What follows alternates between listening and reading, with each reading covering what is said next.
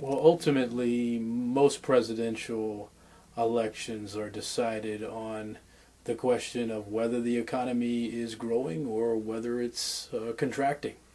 And this year, while economic growth is not spectacular, it is positive. It's about 2% for the second quarter of 2012.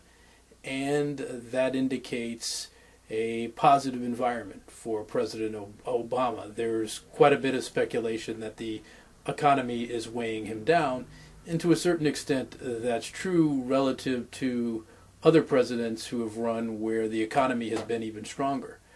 But where there is economic growth, presidents tend to get reelected. And so it's actually a slight positive for President Obama. Beyond the state of the economy, it really gets down to the role of government.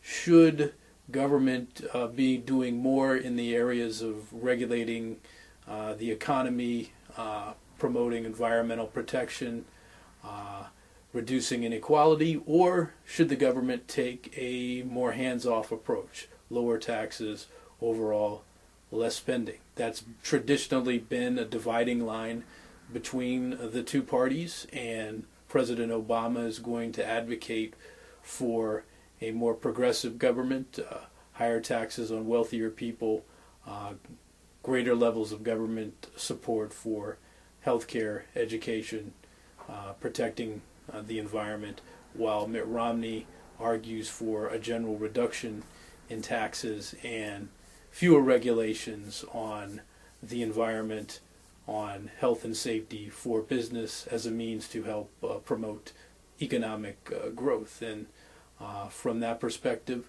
the public is fairly evenly divided, which is why we're seeing such a close election. The public has become more polarized as the political parties have taken more polarizing positions on the role of government over the past 20 years. And so when the economy is growing marginally like this, so the public is fairly split on how much activism the government should display, and I think that will be a major decision calculus for many voters in the election as well. Well, that's an interesting question. I think that there is a debate between many pundits who are looking at national polls that are almost virtually tied, with perhaps Romney leading slightly, and indicating that that the race may be a toss-up, versus academics and other quantitative election forecasters who use empirical data, who are largely relying on the results of state battleground polls in states that are fairly closely contested and that could decide which candidate receives 270 electoral votes, which constitutes the majority of the 538 that are available, indicating that President Obama is a much stronger favorite when those state polls are examined. So depending on which forecaster you're looking at, it ranges somewhere from President Obama being a 3-2 favorite with 60% odds of being reelected based on the Electoral College, to all the way up to 80%, a 4-1 favorite.